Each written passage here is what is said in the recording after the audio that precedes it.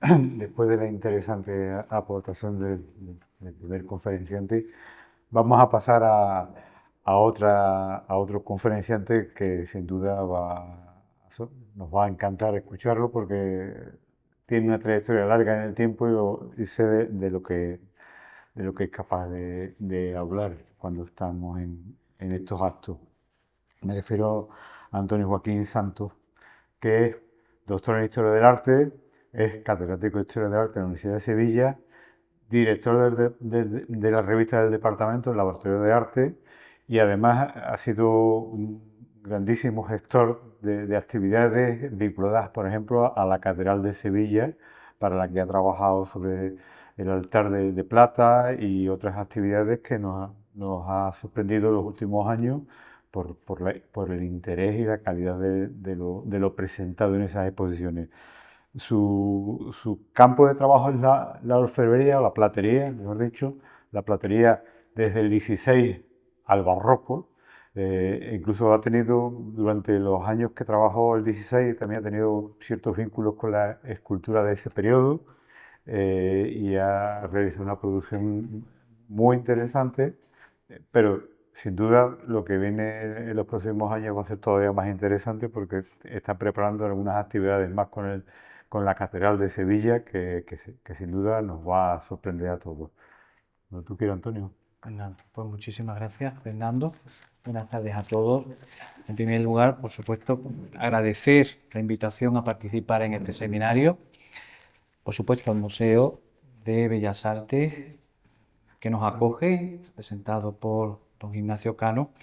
y también al área de Historia del Arte de la Universidad Pablo de Olavide, y en especial a mi compañero Fernando Quiles, que puso tanto empeño en que estuviera aquí para hablar de un tema quizás no tan atractivo como otros tantos que se están desarrollando en estos dos días de sesiones de este seminario, como es el de la platería, y he modificado algo el título, pues quizás no se entendía bien, ya que vamos a hablar también de otras artes vinculadas a lo que se llama hoy día artes decorativas y artes suntuarias que hoy conserva la iglesia de San Jorge. Sin duda es quizás uno de los campos más desconocidos del patrimonio de la Santa Caridad, si bien, por supuesto, la platería fue ya en su día estudiada por la doctora Sanserrano en su tesis doctoral publicada en 1976 e igualmente en otras publicaciones que se han desarrollado con posterioridad, como la guía o la obra monográfica del profesor Valdivieso. Se tocaron diversos objetos, diversos elementos que constituyen una parte importante de estas artes en la Iglesia. Pero bien es cierto que prácticamente del conocimiento profundo de ese ajuar litúrgico que tuvo desde un origen esta primitiva ermita de San Jorge y luego iglesia del Hospital de la Caridad, pues se conoce más bien poco. Hablamos de bordados, de mobiliario, de cerámica o de rejería, y que ciertamente hay que tener muy presente que todas ellas quedan eclipsadas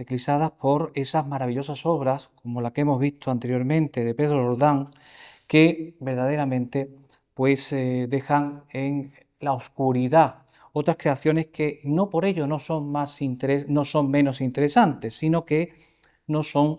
tan comunes y tan premiadas por el público en general. Sin embargo, como decía, el arte suntuario que se desarrolla en la Iglesia de la Caridad, o que presenta hoy día la Iglesia de la Caridad, y su historia, pues podemos catalogarla como un capítulo relevante de estas artes en la ciudad, en tanto en cuanto representa un ejemplo de lo que fueron estas instituciones hospitalarias, de estas cofradías caritativas que se instituían en la ciudad y que sufrieron a lo largo del tiempo grandes pérdidas. Y en este sentido, no solo el mariscal Soult se llevó los cuadros de Murillo, sino que también requisó bastante plata. Y de hecho, la Iglesia de la Caridad prácticamente quedó con una mínima expresión de lo referido de esa plata. Y vamos a referir a una serie de obras que están documentadas de gran entidad que desgraciadamente se perdieron en esa francesada, evidentemente por su valor crematístico. Eso es fundamental en considerar igualmente las renovaciones posteriores, el poco interés que en muchas ocasiones se tiene hoy día más, pero se ha tenido por esos ornamentos, fundamentalmente a partir del Concilio Vaticano II, esos ornamentos antiguos, ha hecho que muchas veces se pierdan. Y ello también hay que lamentar algunas pérdidas en esta Iglesia de la Caridad. De hecho, tal fue la riqueza que tan solo hay que rastrear esos inventarios. Los inventarios de 1614, el de 1636, atestiguan y testimonian la importante cantidad de objetos que están dentro de este ámbito. Pero es cierto que dentro de ese recorrido histórico vamos a intentar pues, ir de manera cronológica analizando ese ajuar litúrgico y suntuario que tuvo desde sus orígenes y cuyos restos hoy día aún podemos pues, evidenciar en la propia Iglesia hasta llegar hasta nuestros días, porque en el siglo XIX y XX existió un intento de recuperar, y de hecho muchas de las obras que hoy día pues, son catalogadas como de finales del siglo XIX querían reponer lo perdido, y vamos a ver cómo en cierta manera así se produjo. Del primitivo ajuar de la ermita de San Jorge, aquella edificación pues junto a las atarazanas, donde se fundó esa cofradía de la Caridad para dar sepultura a los ajusticiados y a los ahogados en el Guadalquivir, pocas noticias tenemos, pero bien es cierto que al ser una ermita, al ser además una institución en esos momentos de poca relevancia, su ajuar pues debía ser bastante exiguo, bastante pues normal, no muy pues presuntuoso, podríamos decir, desde el punto de vista de las materias a utilizar y de las piezas pues que contenía. De hecho, llama la atención que, coincidiendo con esos inventarios que de otras instituciones se conservan del siglo XVI, la Santa Caridad tenía y tiene, al menos una de ellas, dos piezas de latón, dos piezas de azófar, de ese latón de producción flamenca que fue tan común en los templos pues menos ricos en pues prácticamente toda Europa. De hecho, aquí tenemos una bandeja de las llamadas de Dinanderie o de Dinan, debido a que esa ciudad belga fue productora, pues podríamos decir de manera seriada y casi industrial, de este tipo de bandejas circulares con decoración geométrica, quizás aquí muy reformada y muy destrozada por el tiempo,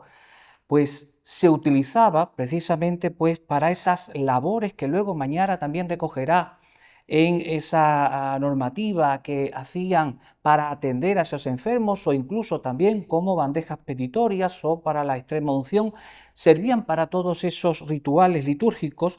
pues en este caso, a pesar de que está muy deteriorada, sí se puede fechar hacia el año 1500, es decir, de esa producción que llegaba, como no, a la ciudad de Sevilla y que pues salvaba la necesidad litúrgica de tenerla, es decir, era mucho más barata y era mucho más recurrible que una pieza de plata. De igual manera, tenemos ahí la referencia, al menos cuando hizo la catalogación María Jesús Sanz, yo cuando he estado en la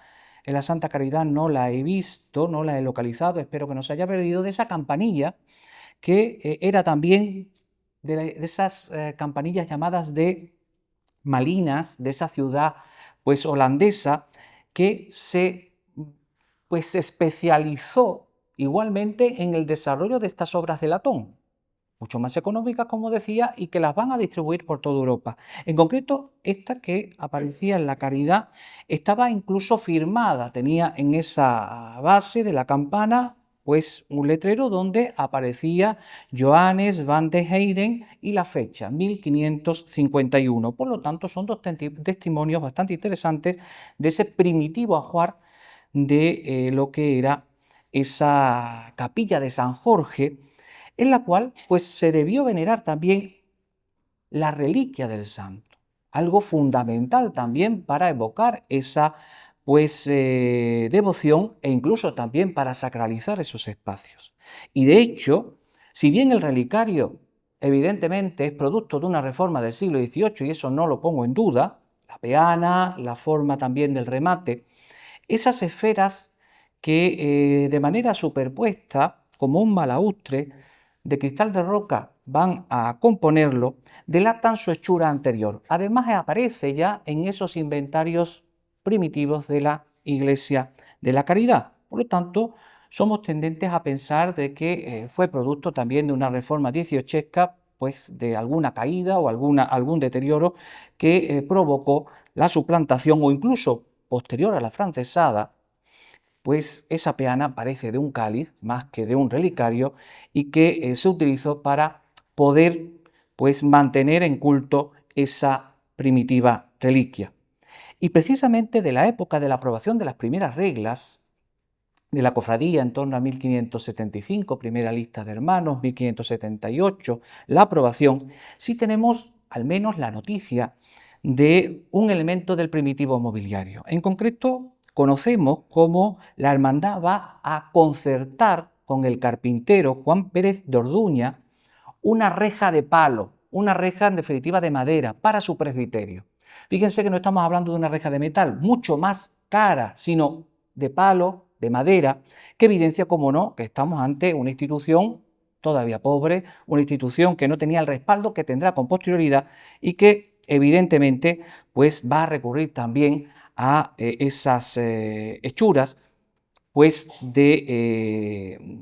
menos coste, como decía anteriormente. Y precisamente coincidiendo con ese dato documental, tenemos una pieza bastante interesante que sí se custodia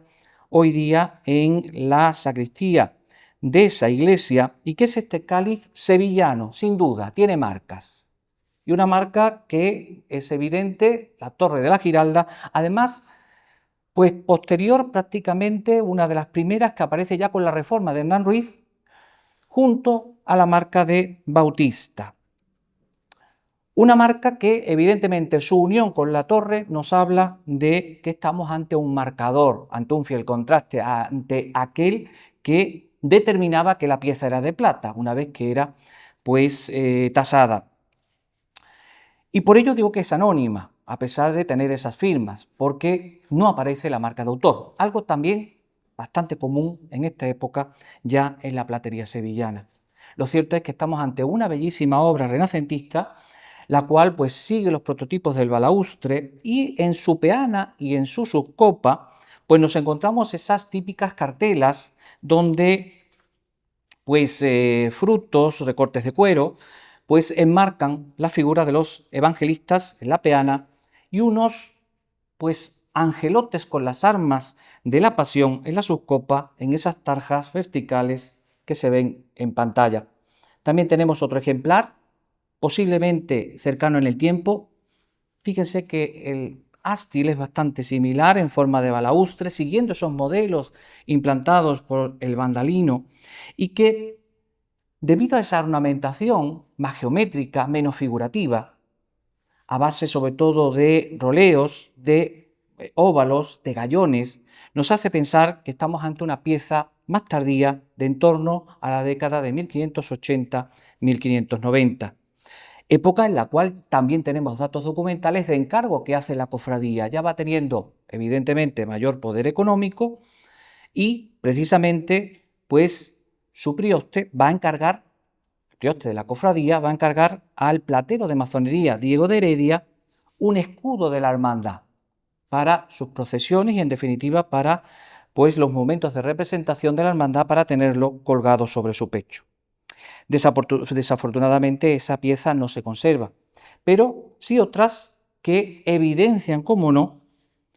la calidad también de algunas piezas que ya tenemos del siglo XVII. Y de hecho pongo estas piezas de Murillo, esos detalles de pinturas de Murillo, precisamente de Santa María la Blanca, donde se muestran cálices parecidos. Quizás lo único que no tiene el de la Caridad son los esmaltes. Aquí en la Caridad lo que sobresale son esos botones relevados que en muchos casos se sustituyen por esos esmaltes de botón y que realmente representa el típico cáliz purista de formas geométricas que se repite en todo el orbe,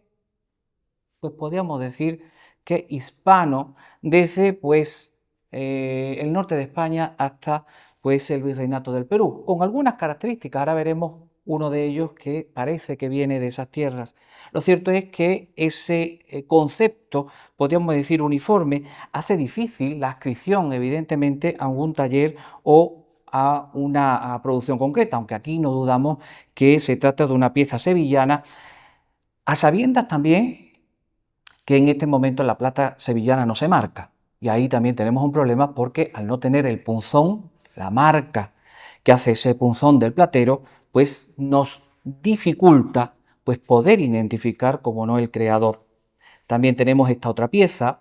que en este caso aparece firmada, con una inscripción donde se nos dice que fue donado por doña María del Castillo,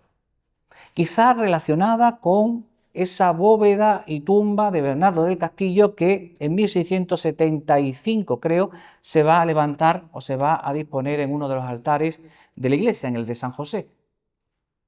Quien lo sabe, lo cierto es que posiblemente diese servicio a una capellanía fundada por esta señora y que tuviese su continuidad, evidentemente, con ese familiar que dejó por escrito en una lápida pues la fundación de su sepultura. Y además, lo que también llama la atención de esta pieza es la estrechez de ese nudo. La estrechez de ese nudo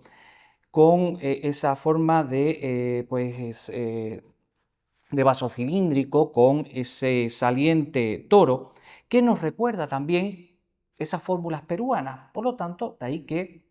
sea pues atrevido o no en poderlo atribuir a pues un taller peruano. No era extraño que esas dádivas de esos emigrados que hacían fortuna y que se acordaban evidentemente de su tierra natal, pues lo demostraran con estas piezas de plata que arribaban a nuestra ciudad en un número importante. Pero evidentemente, con Miguel de Mañara, ya saben que cambia todo. Miguel de Mañara va a reorganizar esa hermandad, le va a dar pues una amplitud, podríamos decir, en esa espiritualidad caritativa, va a renovar sus reglas, va a instituir el hospital y en definitiva le va a dar también empuje a la construcción del nuevo templo. Un nuevo templo que pues va a ser redecorado, va a ser pues embellecido por los retablos, yeserías y pinturas de los mejores artistas, como ya han tenido pues ocasión de escuchar en estos días. Desde el punto de vista de la orfebrería, desgraciadamente, como dije en un principio, poco se conserva, pero sí muchos testimonios documentales. En primer lugar, no quiero pues olvidar esos dos cubiertos que se conservan como reliquia, que son los cubiertos de don Miguel de Mañara. Cubiertos que además representan un buen ejemplo de esos objetos que, si bien nos pueden parecer comunes, hoy día son escasos en su conservación. Son objetos privados que normalmente se fundían. ¿Para qué? Para conseguir dinero en generaciones posteriores. Por lo tanto, es difícil encontrar. Tenemos paralelos, por ejemplo, en el Museo Arqueológico Nacional, o también de aquellos que han aparecido y rescatados en los naufragios, por ejemplo, del galeón de Nuestra Señora de la Pura y Limpia Concepción. Allí aparecieron cubiertos similares, sobre todo porque lo más característico de este cubierto es que el tenedor tiene 4 puntas. Lo habitual en el siglo XVI era que tuviera 3, por lo tanto nos está demostrando cómo esa teoría pues, se reafirma con este tipo de objetos conservados, que en este caso pues, también son de plata y que pertenecían a la vajilla personal del venerable. Pero precisamente conectado con ese mundo de renovación, con esa calidad también artística que él está imprimiendo en las obras que promociona y que potencia en esa iglesia, tenemos quizás la pieza más suntuosa de cuantas se conserva en la Caridad. Estamos hablando de este cáliz, un cáliz holandés, que lo sabemos por las marcas. Tiene la marca de Amberes, la mano amplia y abierta. Tiene también la marca del marcador o del fiel contraste, la N coronada, que determina que la obra fue realizada entre 1669 y 1670, por lo tanto estamos hablando del periodo en el cual pues Mañara era hermano mayor de la cofradía, y además también nos presenta la T y la R de Teodoro de Reiser, uno de los orfebres más importantes de la Holanda del momento. Y lo singular de esta pieza además es el tratamiento, lo diferente que es esta pieza a las que se producen en estos momentos en España. Fíjense que Murillo lo que representa es el cáliz marianista en sus obras. Pues en Holanda, en el norte de Europa y fundamentalmente también en Italia, la explosión barroca ya ha llegado. Y eso lo vemos, por ejemplo, en esa proliferación iconográfica de esa peana, donde aparecen temas de la pasión entre diferentes querubines, y también en la subcopa. Fíjense esa subcopa con esos angelotes que se van entrelazando, abrazando con los atributos de la pasión, con una suavidad, con un contraste también lumínico y de texturas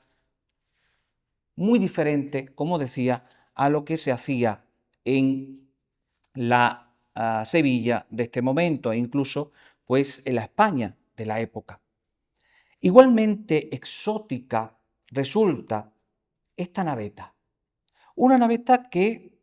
también pertenece a ese periodo de Mañara, se puede catalogar como de en torno a los años 1660-1670 y que va a utilizar un nautilo, ese cefalópodo del mar Mediterráneo, con esas vetas anaranjadas que se utilizaba sobre todo en la orfebrería, también del norte de Europa, fundamentalmente civil, para saleros, para copas, y que se exhibían en los aparadores. No es común encontrarlo en la orfebrería religiosa, pero cierto es que mucha de ellas se adapta al culto religioso. Quizás pudo pasar algo similar con esta pieza, aunque verdaderamente la plata parece corresponder con la época del Nautilus. Esto es, presenta pues en su tratamiento, tanto en esos recortes ondulantes como incluso en la propia cucharilla, con ese vástago o mango que simula un tallo vegetal con brotes, que estamos ante una creación completa, total, posiblemente también venida de Alemania o de los Países Bajos. Y fíjense lo diferente que es a esta otra obra. Esto es Sevilla. Esto es una obra que se realiza también en ese periodo, posiblemente en el periodo de Mañara, este copón. ¿Y cuál diferencia con respecto a los anteriores advertimos? Pues precisamente en ese grabado que presenta pues la decoración tanto de la copa como del nudo, donde ya aparecen esas foliáceas, esos roleos, esas flores y esas decoraciones que se acercan a lo barroco. Sin duda, el arte de la platería a la hora de mostrar el barroco es más tardío que otras artes. Le cuesta más, es más conservador a la hora de mostrar formas y fórmulas tipológicas más evolucionadas en el caso sobre todo español, no tanto como hemos visto en el caso de otras tierras europeas. En este sentido, bien es cierto que las formas ya no son tan radicales ni tan geométricas como las anteriores, son más suaves, algo que también delata su evolución en el tiempo. Y precisamente este copón nos da pie a hablar de una obra no conservada, concretamente a comentar lo que fue el encargo que hizo precisamente de platería Miguel Mañara, posiblemente, y digo posiblemente porque el concierto primero no lo he localizado, en torno a 1675, cuando ya el retablo mayor está terminado. Me refiero al Sagrario de Plata, que se lo va a encargar concretamente a Diego de León, un platero de origen cordobés que estaba sentado en Sevilla y que era un artista reconocido, importante, en tanto en cuanto lo tenemos precisamente en esa terna de artistas que están evaluando los proyectos de la urna de San Fernando, por lo tanto no es baladí, codeándose con precisamente los autores de este retablo, tanto Simón de Pineda como también Valdés Leal o Pedro Roldán. Cierto es que Mañara le dará la plata de vajilla para que la funda y haga este un monumental sagrario, pero la muerte del platero, en el mismo año que muere Mañara, paraliza el trabajo. Precisamente su testamento, en 1679, al igual que advierte que ha dejado la custodia de la Magdalena por hacer, también advierte que ha dejado el sagrario del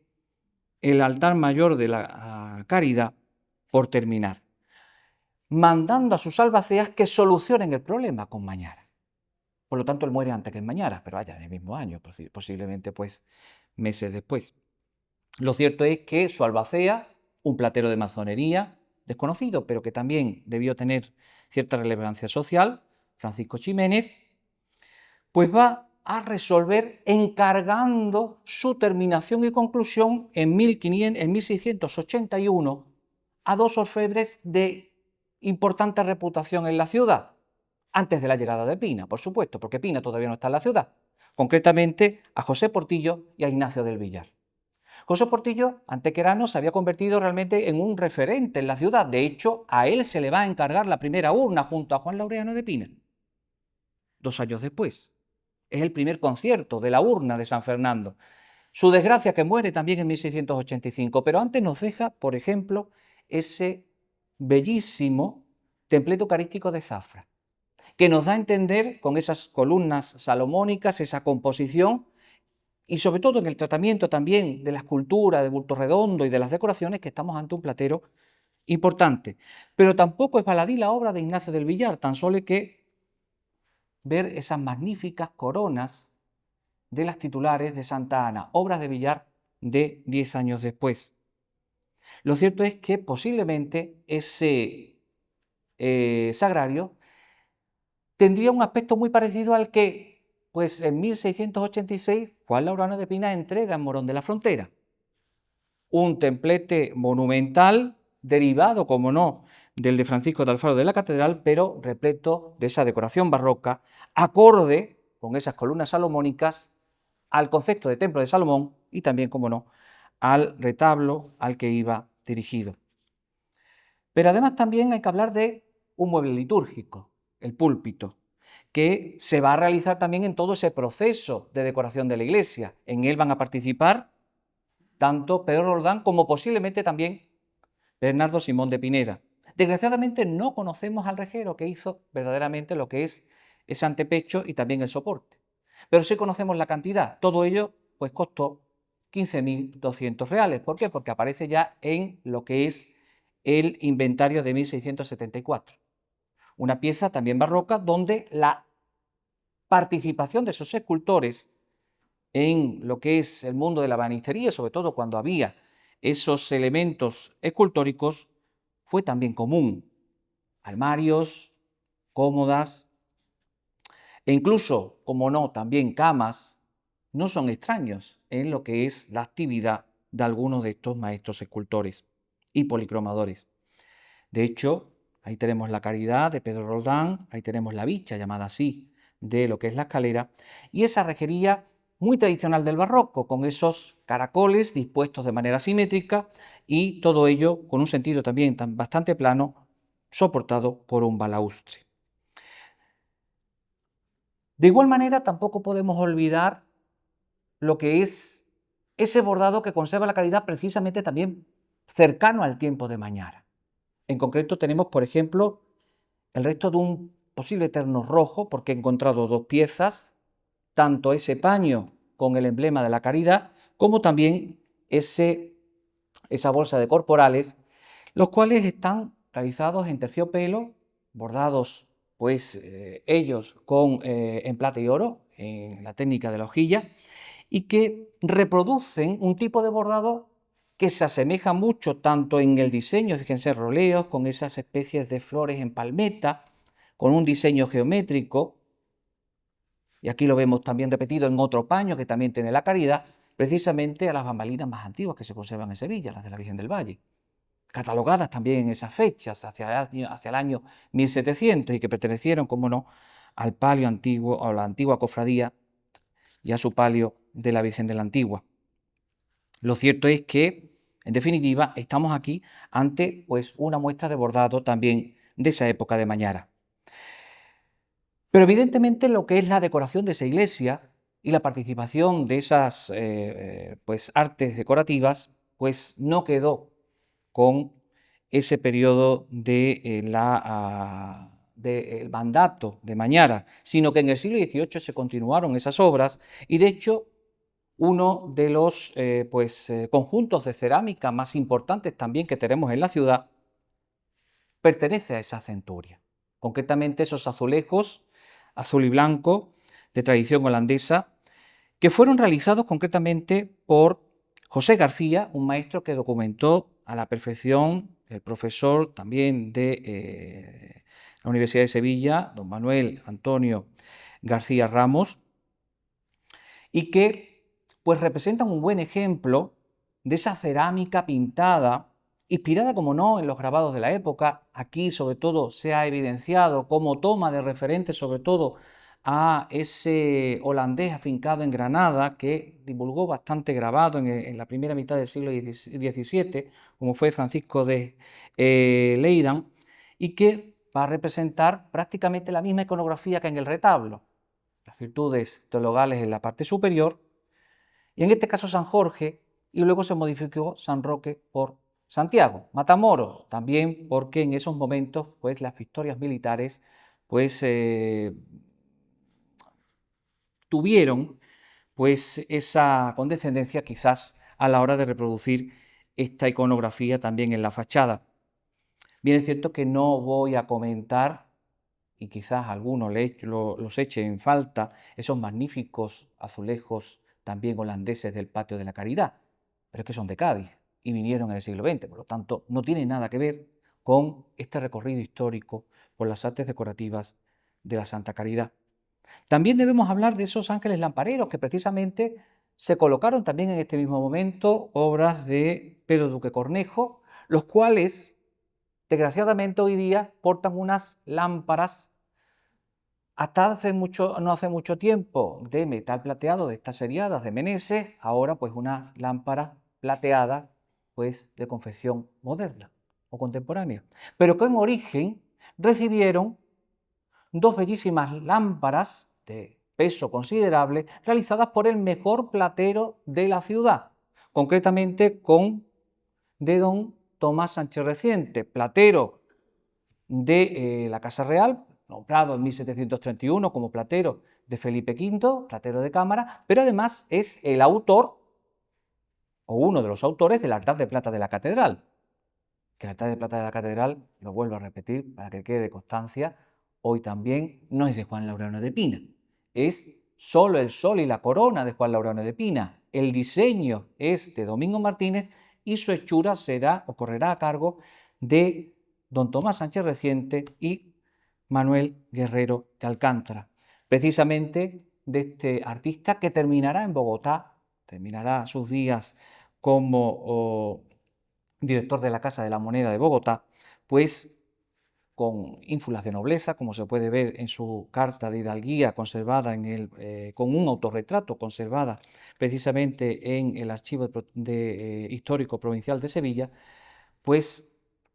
da a buena fe, como decía, de que existieron esas lámparas que hoy día pues tampoco se conservan, cuando se perdieron evidentemente en la francesada, igual que el sagrario del retablo mayor. También tenemos en la Caridad este Lignum Crucis, un Lignum Crucis del siglo XVIII, cuya peana y cuyo nudo es un añadido de producción seriada de Meneses del siglo XX. Nada tiene que ver con la obra, que realmente contiene también en cristal de roca, en forma de cruz en el centro, lo que es esa astilla de la cruz de Cristo. Una obra que además reproduce, como no, el emblema de la caridad y que igualmente, pues, la manera del tratamiento de lo que es ese repujado de esas flores que recorren la cruz, pues evidencia que estamos ante una obra de en torno a 1700-1750. Algo más tardía es este relicario. Este relicario que sí tiene dos inscripciones. Una inscripción que es la invocación a la Santa Cruz de Santo Tomás de Aquino. Evidentemente estamos hablando de una reliquia que servía también como, podemos decir, medicamento para esos enfermos que estaban pues hospitalizados en la Caridad. pero también presenta otra inscripción donde dice que es de la higuera de Pedro de Alcántara.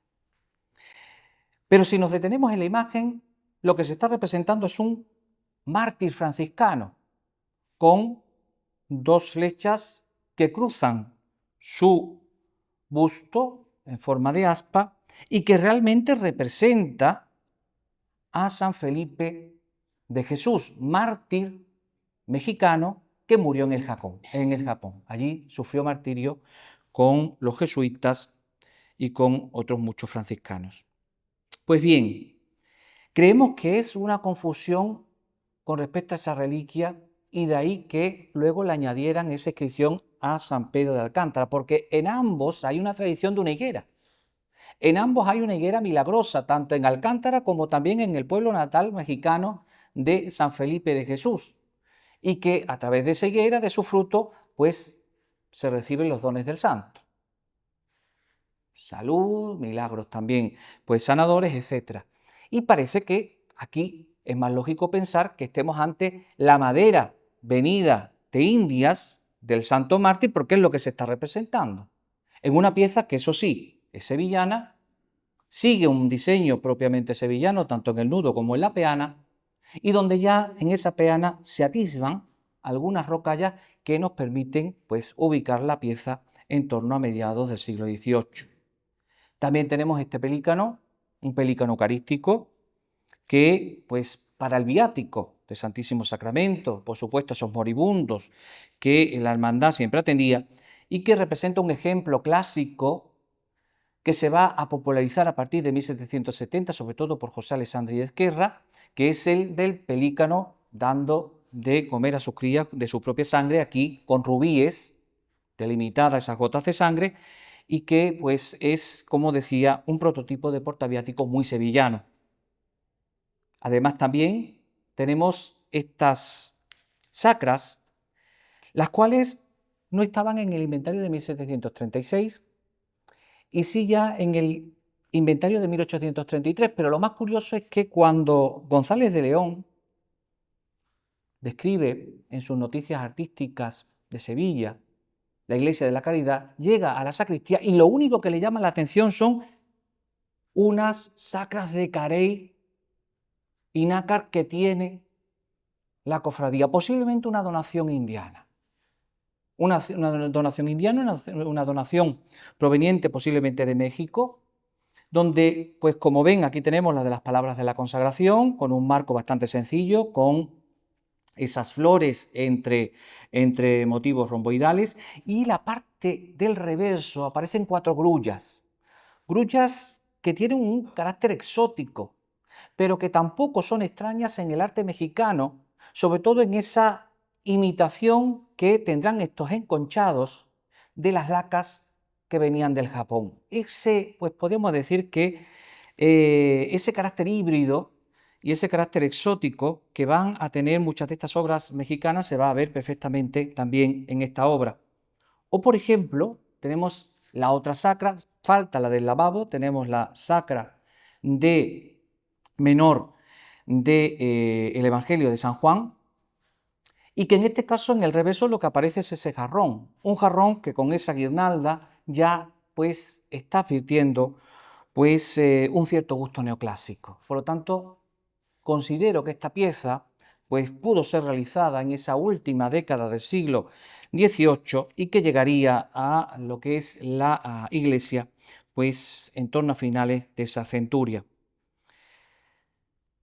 Tampoco quiero olvidar algunas piezas de bordado y de tejido que conserva del siglo XVIII, por ejemplo, este frente eucarístico de tisú con bordados de oro y seda, donde un marco en forma de rocalla, con esas Cs que se van entrelazando, donde aparecen esos frutos eucarísticos con flores de diferentes colores, enmarca lo que es el corazón llameante, que en este caso la cruz, si bien aparece, lo toma el Cordero sobre el libro de los 7 sellos, es decir, es una transformación eucarística en clave simbólica del atributo de la Santa Caridad o del emblema de la Santa Caridad. O, por ejemplo, estos tejidos de este guión y este frontal, que claramente son tejidos labrados de seda con esa pasamanería en oro, que pues son muy propias de las tejedurías de seda, posiblemente valencianas, que ya pues inundaban la ciudad de Sevilla en torno al año 1800. Y evidentemente esa pérdida que el paso de los franceses provocó, no solo de esa pintura que se llevó de la Caridad el mariscal Soult, sino también esa rapiña de no solo, ojo, del ejército francés, sino también el ejército español, también requisó para poder financiar la guerra, mucho de esa plata, pues luego fue repuesta. Y entre ellos, precisamente, el Cristo de la Caridad, que antes hemos visto, presentó unas potencias claramente decimonónicas. Claramente su diseño sigue el modelo, concretamente, de Miguel Palomino Sánchez, de esas creaciones de hacia 1820, 1830, o por ejemplo también la propia Virgen de la Caridad, con una corona tipo imperio bastante común y que deriva de los modelos de la rocalla, aunque ya, pues evidentemente, pues una rocalla decadente y con elementos neoclasicistas. Pero cierto es que en la platería, el neoclasicismo, sobre todo en la devocional, podríamos decir, en la relación con esa orfebrería de culto, para la veneración de las imágenes no tuvo mucho calado, gustaba demasiado lo barroco y por lo tanto tuvo bastante secuela en esas creaciones. Y de hecho tenemos el ejemplo de estos dos portapaces. Uno, que es el portapaz de El Resucitado, que pertenece claramente al siglo XVIII, es una obra que se puede fechar hacia 1760, en forma ya de rocalla. Prácticamente el portapaz se le desaparece lo que es el concepto arquitectónico para convertirse en una placa ornamental con la figura de ese Cristo resucitado, que claramente pues servía para los varones para dar la paz, mientras que las féminas se lo daban la paz a lo que era la Virgen de la Caridad, posiblemente perdida y repuesta en estos momentos. La suerte en este caso que sí tenemos marcas y precisamente nos lo enlazan con los talleres de los palominos de estos momentos que copaban prácticamente el mercado de la ciudad. En este caso, pues, imitando el anterior, pero ojo, con una rocalla decadente que vemos aquí y con un concepto no tan movido ni tan carnoso como el que presenta la figura. Aquí tenemos la Virgen de la Caridad con lo que es esa ráfaga que posiblemente también tuvo y que hoy pues ha desaparecido. Tampoco podemos olvidar esa presencia también de José Gestoso, quien pues va a restaurar, va a recuperar también parte de de ese legado desaparecido, e incluso haciendo obras que intentaban imitar esas piezas del pasado, como sucede con este escudo de un repostero que conserva la hermandad y que en la parte trasera presenta esta cartela que no deja dudas. Fue realizada por doña Emilia Salvador y Darción bajo diseño de José Gestoso Pérez en 1891. Posiblemente detrás de él también estén pues algunas obras de cerámica que están dentro del hospital e igualmente la recuperación de ese sagrario. Ese sagrario que fue perdido, como decía, en la francesada y que pues se vuelve a recuperar concretamente en 1890 o en torno a esa fecha, con marcas que no dejan pues duda de que fue realizado por José Lecaroz y Palomino, descendiente de esos Palominos. La familia Palomino pues prácticamente desde el siglo XVII hasta el siglo XX estarán activos en la ciudad y que va a estar también al servicio tanto de la caridad como de la catedral como de grandes instituciones de la ciudad y que va a reproducir un modelo de templete sin duda de estética pues historicista, volcándose como no en los modelos del barroco y que en cierta manera ocuparía ese lugar de ese primitivo templete barroco perdido en su momento. Una fortuna porque evidentemente con él se completa esa visión que hoy día pues tiene el retablo mayor de la Iglesia de la Caridad. Y sin más, pues con esta obra les dejo, termino. Muchísimas gracias.